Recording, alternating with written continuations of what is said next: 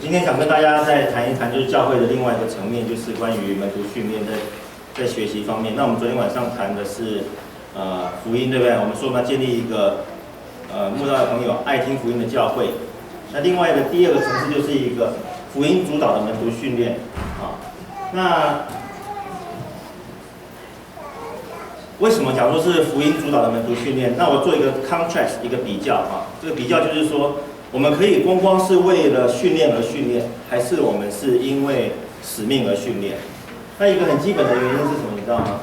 就是从第二点上面来讲呢，其实我们这些成人啊，我们只有一个动机让我们开始想学习，就是我们有需要。我们要是没有需要，我们基本上不会想学。我一定是学我有需要的事情，这样子。这个事实上是一个很普遍的现象，很少人是为了求知而求知，尤其在现在这个忙碌的时代，很少人为了求知而求知，都是因为我有某种程度的需要而求知。而且事实上，这并不是一种好像是利益导向的一种问题。事实上，是因为在需要里面呢，我们才能够更清楚的知道我们想要学什么，而且我们学的时候呢，才会学得比较真切一点，才会更针对的去学习我们真的想要用的东西。这样。那我说福音主导门徒训练，意思就是说呢，我们要活出自己传的福音，所以我们不能够光只是嘴巴里面讲，我们必须活出一个我们自己传的福音，这样子。那这个东西有一个很重要的，就是这个事实上是有两方面要去思考的。我们常常讲就是说呢，我们是生命、生活、侍奉的这个优先顺序。就是你内在生命改变了，所以我有一次主持的时候谈到说，我们内在生命改变的行为是不是马上跟着改变？都不是，对不对？可是，所以内在生命改变是第一件事情。主耶稣是先改变我们的生命，再改变我们的行为。所以我们对我们的朋友也不要要求他先改变他的行为，才接纳他，对不对？很多人可能带着一些我上次提到的一个状况，就是我们可能会碰到的，就是要是我们教会来了一群二奶，我们要不要要求他先quit二奶这个角色？他才可以来听福音，我们不可以，对不对？因为耶稣也是要求我们他也是先改变我们内心，再改变我们行为。我们不要有一群人，或者是有一些人来到我们当中，我们就说啊，你这种生活，你这种 lifestyle， 这种生活状况是我们没有办法接受的，所以你要加入我们这个群体，你必须先改变。这个不是主耶稣面对我们的方法，我们也不要拿这个东西去面对福音朋友，因为他们还没有机会去接受，对不对？所以我们是先改变内在的生命。但是生命改变到一个地步之后，生活怎么样？就一定要跟着改变的，不然的话你只有这个里面想的很丰富、很流泪，然后呢，外面呢照样这个吃喝嫖赌。所以如果没有生活上的见证的话呢，很难讲说你生命是真的改变。可能它只是你一个心灵寄托而已，可能它只是你一种，不要说是光心灵寄托，甚至是一种好像是读消遣的书那种。这整个信仰就变成你一个消遣，或者是说一个去寻找一种某种刺激、安慰、感受的地方而已，而没有真正用在你的生活上面。所以生活上面这件事情呢，事实上是有很多从我们的这个夫妻的角色、亲子的角色、工作、社会，甚至在教会的侍奉，都是包含在这个生活层面的整体里面的一部分。然后才谈侍奉，这个侍奉呢，事实上有比较狭义的侍奉，就是教会里面的侍奉，跟比较广义的侍奉，就是我们生活全面的所有的这个角色这样子。这个想法呢，这个顺序是极其重要的。一个人如果是光侍奉，生活见证极差，也没有生命，这个人怎样做一个刚好相反的见证，对不对？所以事实上，教会很多人为什么不想要来教会？一个原因就是，因为教会那些带头那几个人都是底没见证的。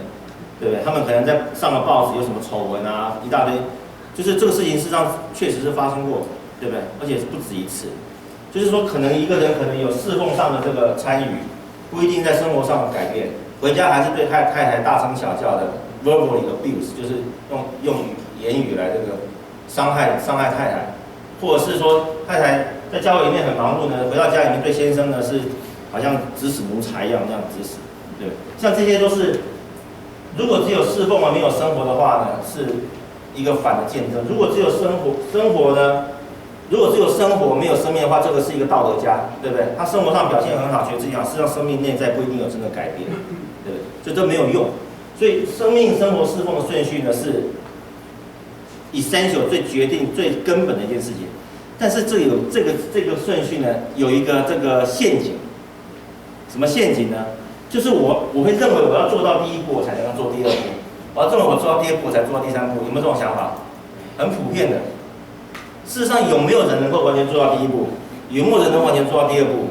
有没有人能完全做到第三步？你要是等到你第二步做完，再开始侍奉，教会没有人侍奉，对不对？事实上，这个事实上是很重要的一件事情，就是说，虽然是有优先顺序的，却是同时并进，你必须同时在这3件事情上面一起成长改变，而不是等说我把这个事情搞定了，再来搞下一件事情，你永远搞不定的。神对我们生命的改变是一辈子的功课，你永远搞不定的，所以 forget it 那样子，所以你不要想要把这个事情搞定。好，那我想要跟大家谈一件事情啊，就是说呢，其实一个教会要成长，大多数的状况呢是一种就是你要是要带领一群人的话呢，你最好带领的是这个 leader， 带领那个领导者。带领领导者跟带领跟随者的差别是什么？如果你只带领跟随者的话呢，你就慢慢一个一个加，对不对？你要是带领领导者，那个领导者本身自己会带领其他的跟随者。如果他带领的跟随者也是领导者的话，这个就是倍增的一个很基本的这个想法，这样子。那其实从主耶稣给我们的这个使命上来讲，就是他说你们要去使万民做我的门徒，对不对？那个你们是谁？是门徒，对不对？所以是门徒的定义呢，就是使别人成为门徒的人，这很简单，对不对？所以其实从耶稣基督的角度上来讲呢，我们不一定是一个组织上的带领者，可是我们必须成为一个生命的带领者，这是最基本的。就是我不一定能够在教会里面成为一个这个办事情的带领者，或者是教导上的带领者，或者是这个使命意向带领者，这每个人的恩赐不同。所以罗马书12章那边才讲说呢，教导的让他专心教，治理的让他专心治理。然后带领的要专心带领。我们很多时候对于教会的传道人或者是长职呢，有一个要求，就是他要十项全能，没有人十项全能的，大家都是有所偏颇。所以你要求一个人要能够很好的教，又要能很好的带领，这种人基本上不存在，对不对？所以其实我们要想的是说，一个门徒领袖的意思就是，我们虽然不一定成为教会的带领者，但是我们要成为一个生命带领者，你一定要能够带领别人的生命。当你去带领别人生命的时候呢，你自己本身就是像昨天早上讲的，我自己经历的东西我传给你，对不对？这很像我们中国什么那种师徒制，对不对？所以其实在初代教会的时候，很强烈的这种强调这种承传，像保罗对提摩太、保罗对提多，这种都是一种师徒制的这种承传，这样子。那过去我所见到的是说，大多数的教会呢，能够做这种师徒的这种人啊，很少，导致只有几个人。那一个很根本的原因是说，这些人在带领他们的下一个阶层的人的时候，并没有赋予他们责任，说你也要去带领下一个阶层。所以我就带你这样子，我带完了就没了，对不对？但是我并没有告诉说你要去带他，我并没有一开始的时候就告诉你说，我之所以带你是要你去带他这样子。所以这个是我觉得我们教会一个需要最看重的一件事情，就是我们呢本身是以传福音为我们最主要的目标，而不是以训练，因为传福音是向外看的，对不对？当我向外看的时候，自己做的时候呢，我自己就有这个需要，说我自己要怎么样真实的体验成长于这个信仰，然后就带领下一个人。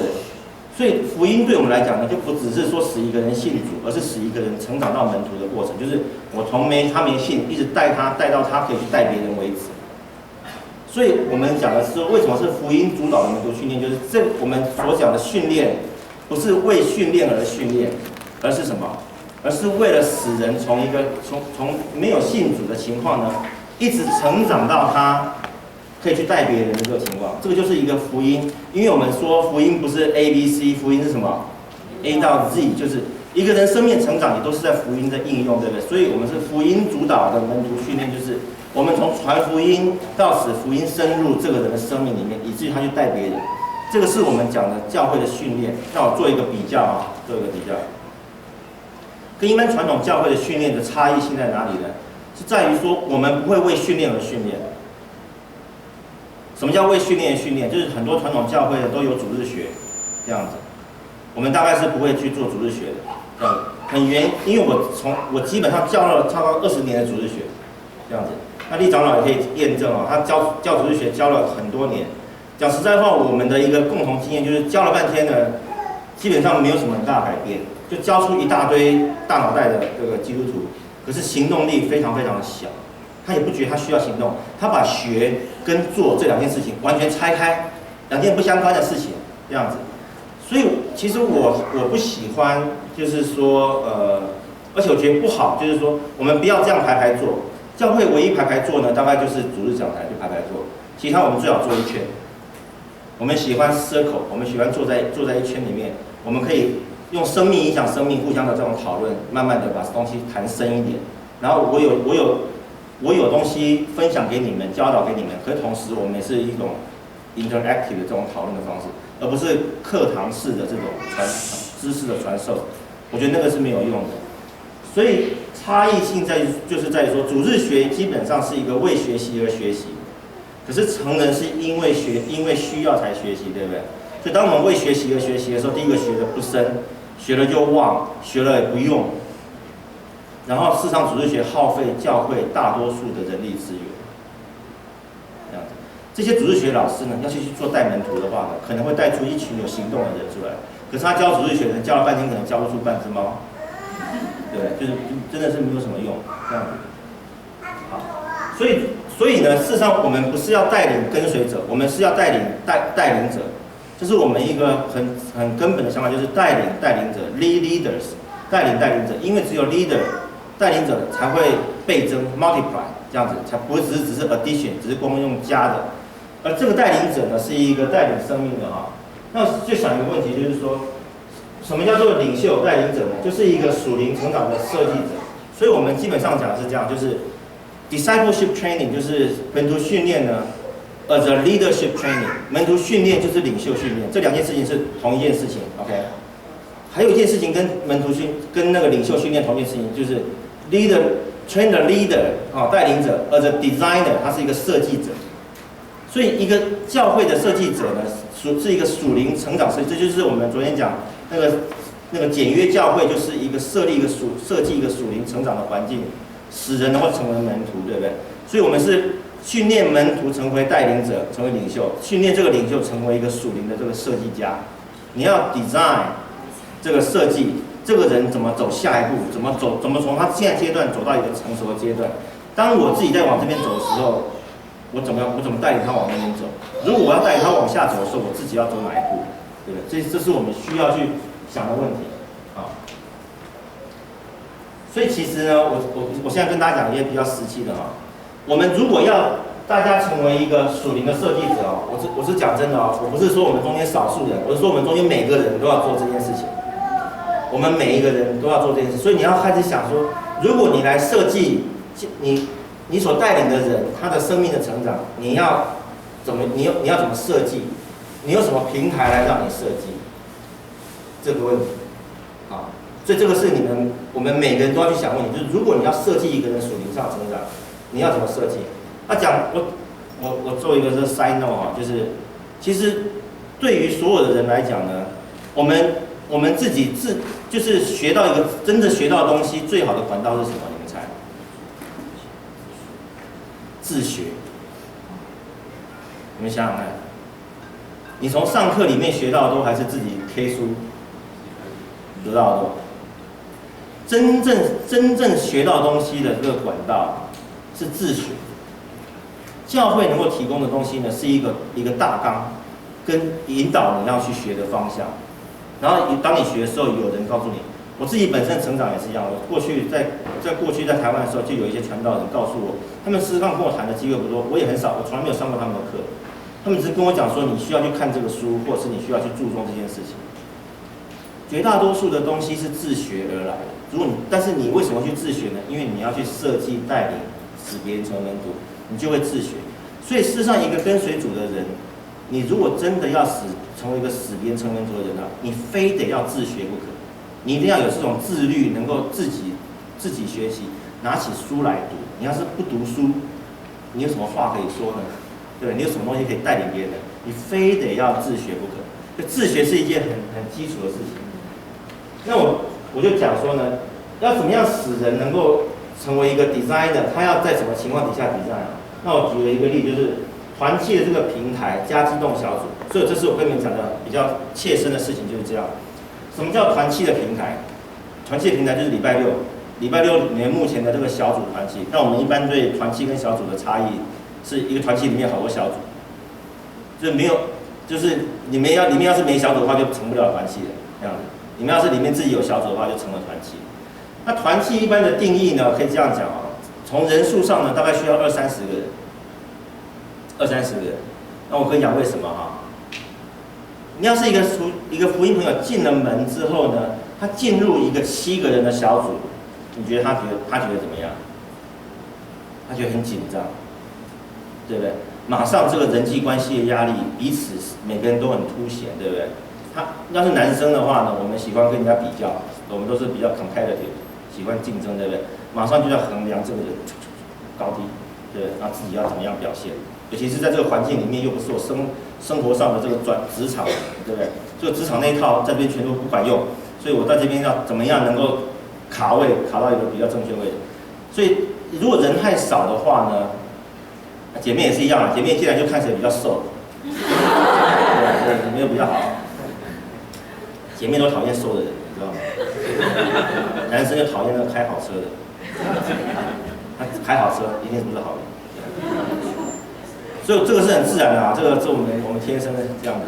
所以人少的时候，在小组里面哈，在小组里面人际关系压力是很大的，这样子。而且这个小组一进来之后，我们都分过几次的小组，对不对？马上大家面临一个问题是什么问题？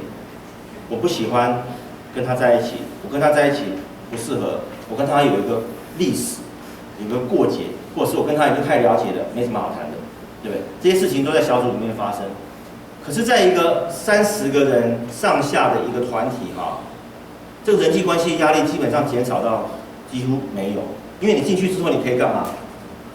你可以 shop around， 对不对？你可以在这里面选你喜欢去接触的人去接触，你谁都不喜欢，你也可以就在那边，也没人会特别给你压力说轮你分享啦，轮你分享，对，在团契里面不会发生这种事情。所以团契的这个平台的意思就是说呢，我们建立一个团契是差不多人数是让慕道友进来之后是舒服的，然后没有很深的这种人际压力。在这个情况底下呢，再跟你讲一件事情哦，团契的运作容不容易？容易。相对于小组的运作，团契运作是容易的。团契只要排节目就好，啥事不用干。你把节目排出来，有人 deliver 这些节目，偶尔办一个烤肉郊游、barbecue，在家里吃饭。That's it， 对不对？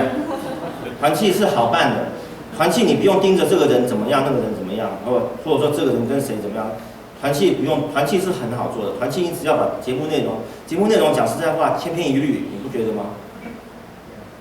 团契是内容本身不是最根本最重要的，内容本身是要提供一个大家能够重新能够思考做昨天我们所谈那种很多 mini decision 的这个环境，所以团契是人际关系的压力小，团契是在内容安排上比较容易的。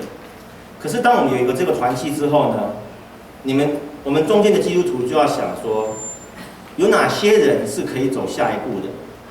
有哪些人他的生命成长到这个阶段，他应该有 next step 可以走了？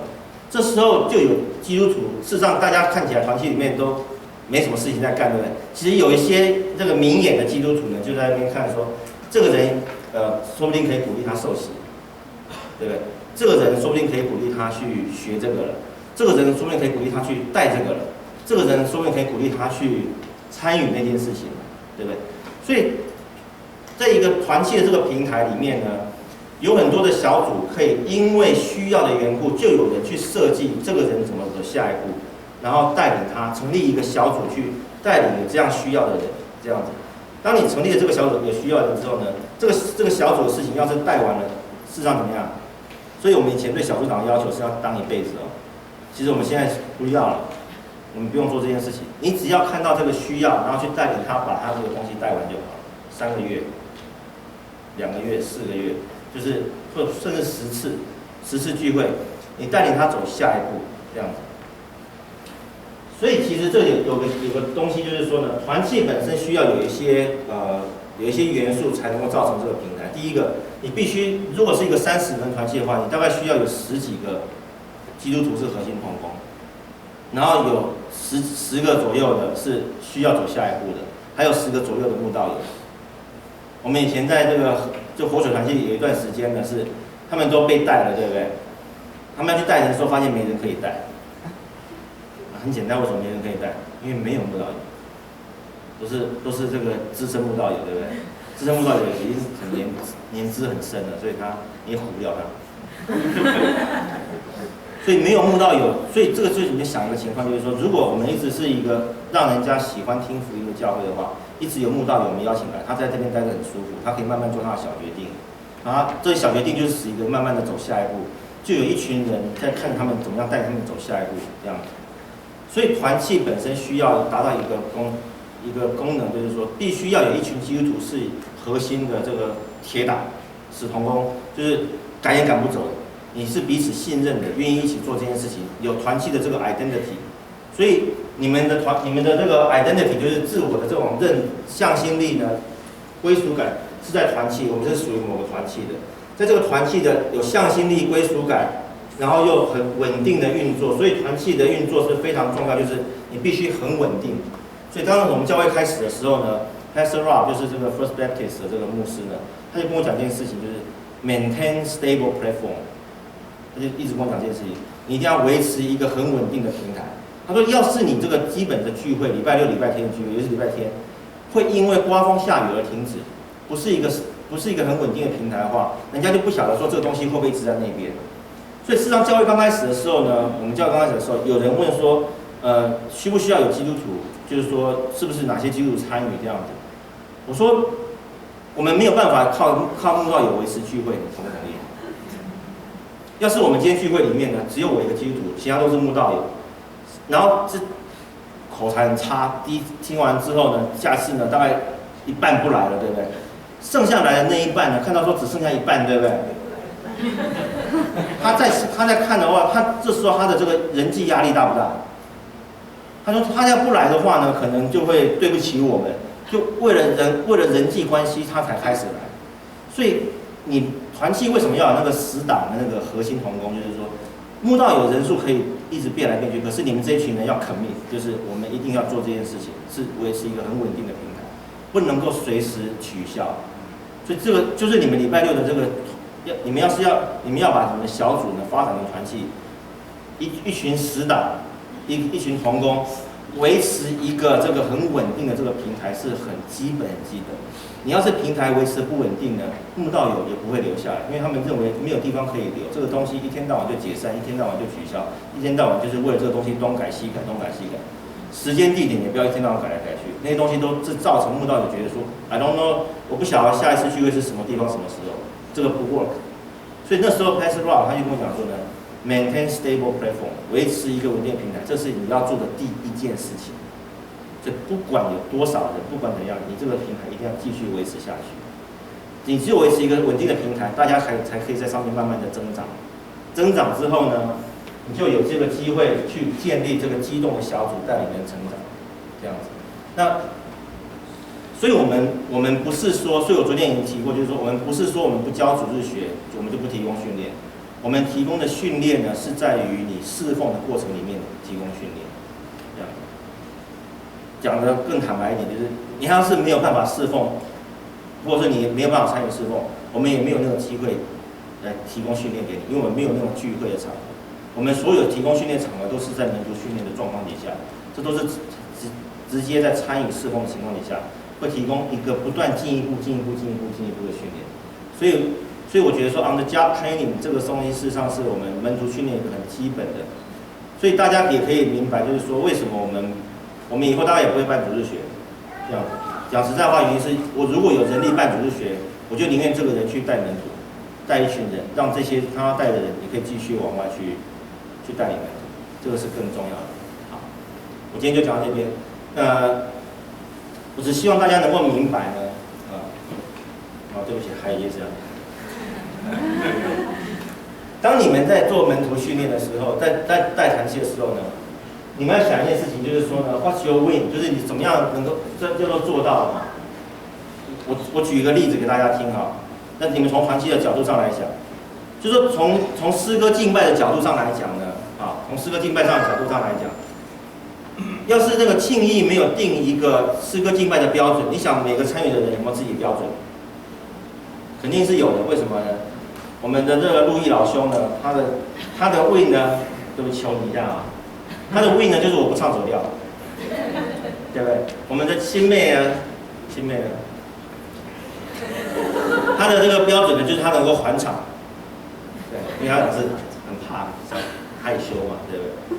所以事实上当你不定出一个这个做到的标准的时候呢，每个人都有自己一套。你们团契聚会的时候也是一样，小组长跟参与的同工呢，如果你们没有定出一个我们要共同达到说我们今天怎么样做到就达到那个标准的话呢，其实每个人自己都还是有一套这样子啊。所以标准在哪里？标准就是要你们同工一起定出来说，我们今天聚会要达到一个什么标准。那这个 win 的一个很重要的一个成分就是说，我还是一样用诗歌敬拜说，因为那最直接简单可以了解的。那个所谓的 win 你做到的这个标准呢，是你怎么评估我们做到了这件事情？不是用数算的方法或是计算的方法可以评估出来的，必须是一个可以经历的，不是就是你衡量的标准呢，不是 something you count， 而是 something you experience。什么叫 experience？ 就是当我们诗歌敬拜的时候呢，我不是在算说我是不是拍子很准这些东西，这些基本东西不是我的 win。我也不是想说呢，我们今天是不是唱的时候呢，看看它底下有多少人开口，还是走来走去这种东西。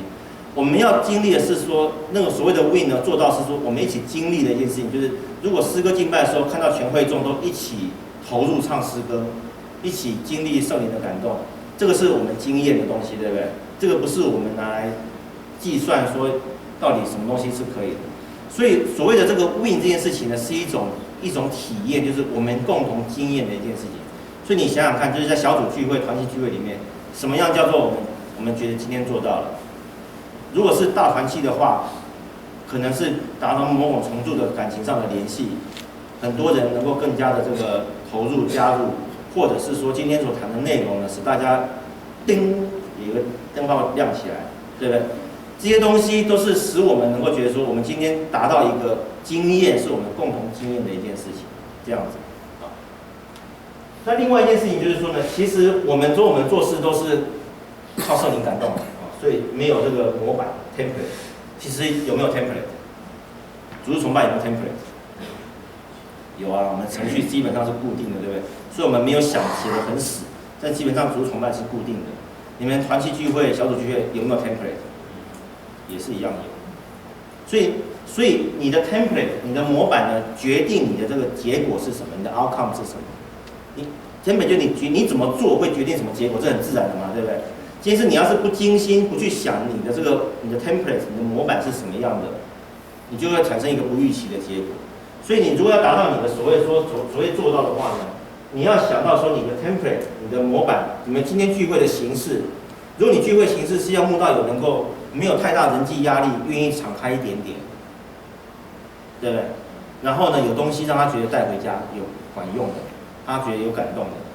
你要是你的模板是说，今天把这个礼拜你觉得最痛苦的事情讲出来，然后就一个轮，这个有没有达到你的目的？大家就不一定，对不对？因为对他来说压力太大，不 work， 下次他就 shut down 了，对吧？他下次不来。所以你要想说，你们所做的这个 template 本身呢，是不是能够达到你的 win？ 你的模板是不是能够达到你这个？然后呢，你的这个模板的每个格式都已经觉得是最合适的时候，可以达到 win 的时候，每一部分是不是做到最好？所以我现在是跟你们讲的比较实际，说你们团契回去运作的时候需要想的一件事情。然后第四个其实是很重要的啊，就是当我们在评估一件事情的时候呢，我们通常是评估好的还是坏的？坏的，就哪里做不好要改进嘛，对不对？我告诉你，要评估好。什么意思呢？你今天之所以会有这些人来啊，虽然不管多少人来，有些人会固定来，对不对？为什么会有这些人会固定来？是因为你有些事情做对了。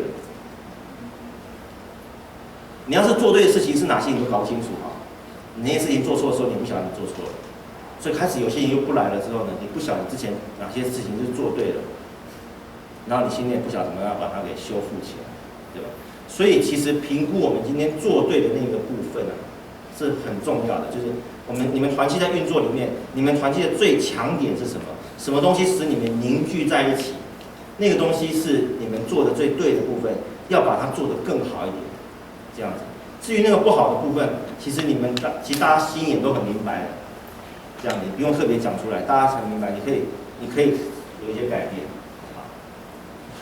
所以我们教会意向你们知道了，这一行大家都知道，这一行大家可能比较不清楚，对不对？福音门徒满有基督长人生量这样子。所以我跟你讲，意向的意思就是一件永远达不成的事情。意向是一幅遥远的这种愿景，你永远达不到。我举一个例子啊 ，IBM 的这个意向是什么？你知道吗？全世界每个家庭上面都有一台 PC， 这个是达不到的，对不对？那他有这个愿景是永远达不到的愿景，但是使命是什么呢？使命是他们真的要做事情，他们就要做说他们的使命就是他们要在这个 computing 这个计算机的这个领域呢，能够成为这个技术上的这种先锋，所以这个还可以做得到。我们真正要做的事情呢，就是建立一个环境，建立一个使人能够做很多小决定。这个决定事实上是从不信到信，从信到成真门徒，这一大串的这个决定。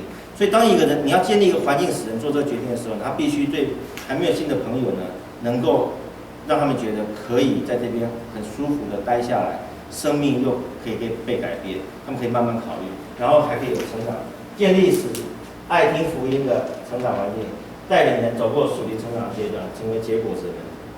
这个是我们真正要去做的事情。这件事情可不可以做？这件事情我们希望能够做到，就满有基督长成的身量。我想全世界没有个教会说我们满有基督长成的身量，对不对？但是我们希望朝那边去。但是建立环境，我们可不可以做得到？我们可以做得到建立环境这件事情。这样，好，这个就很重要啊。我们看到我呢，我所工作场合的所有的这个网络的设计呢，都是在餐巾纸上发生的。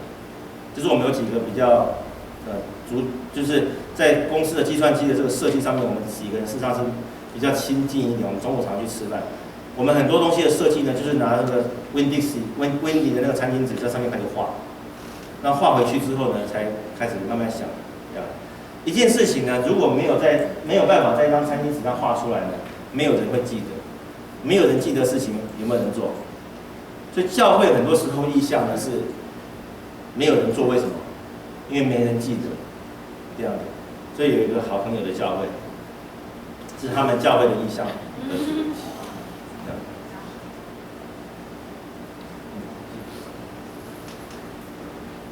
这个大家很难画在一张餐巾纸上，对不对？我觉得我们也没有太简单，但是我觉得还算好。这个可不可以画在餐巾纸上面？对。其实你只要想着爱真理行动就好了。福音门徒满有基督长人生量，对不对？这个意向的部分是我们想的，可是我们要建立一个环境，带我们走过，成为一个门徒。我们策略很简单，从礼拜六团契平台，礼拜天主日崇拜，那带领门徒的部分就是在团契的平台上面建立小组。所以我要我们中间的弟兄姐妹基督徒，你们要一起思考，怎么样让你们的团契成为一个稳定的平台，然后以后可以在这平台上面有不同的需要，就有人去带领不同的小组冒出来。你不需要这个小组不需要你 commit 一辈子啊，你只要 commit 2个月就好了，10次这样。那你学一个东西教10次，我觉得最好的东西就去重新教那福音基督教。福音基督教，除非你教过，你真的不了解，你非得教过你才了解，这样子。所以等一下我们讨论的时间呢，我希望我们能够10点15分开始主日崇拜，所以大概我们现在大概有差不多快1小时的时间，10点15分。好，定义你们小组聚会怎么样算做到了啊？这样子。然后你们目前的这个模式是模板是什么？那你们可以想一想明年。我知道每个团契的走的阶段都不一样，小组长你自己要衡量，就是你们不一定能够都做到一个很完美的，但是照着我们目前成长的阶段，能够走下一步路。好 ，What's the next step？ 好，我们一起祷告。现在主求主你真是帮助我们能够成为一个使人成为门徒的这个教会，主要让我们不是做既不传福音，也不使人成为门徒，那我们就完全失去了我们教会存在的意义。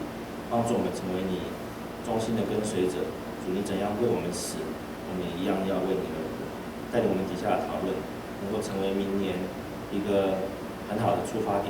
这样祷告是靠耶稣基督圣名。好，10点15分。早安。好，我们用诗歌开始今天的学习和敬拜。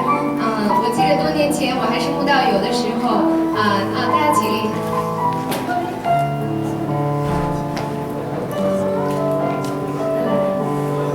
我记得多年前我还是慕道友的时候，我曾经到一家教会去参加一个慕道会。那个时候，他们的诗班就有唱这首歌《空谷的回音》。那时候那个歌词让我非常有感受，所以今天把这首歌分享给大家，我们一起来唱《空谷的回音》。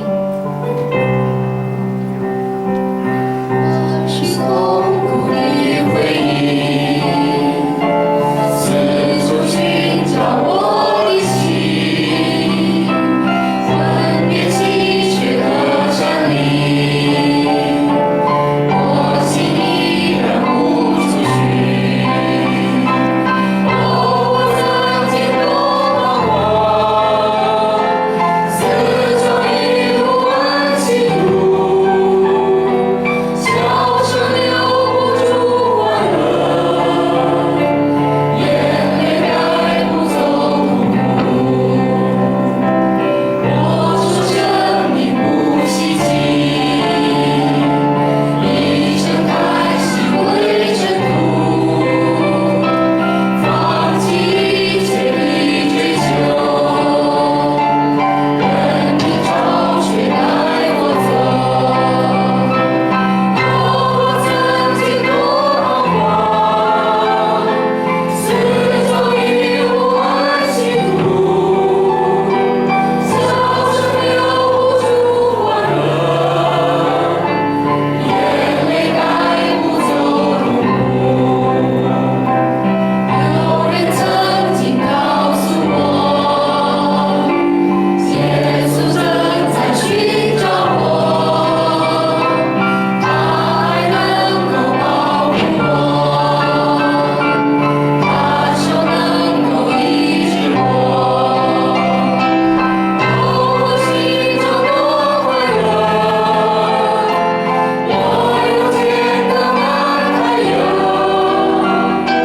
我心紧紧跟随他，我全还要赞美他。朋友你竟在哪里？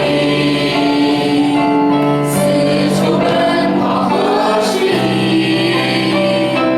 如果你还愿意听，让我再来告诉你，耶稣基督救赎主，他曾满足心无处，向他倾诉向他哭，他必是你的宝足。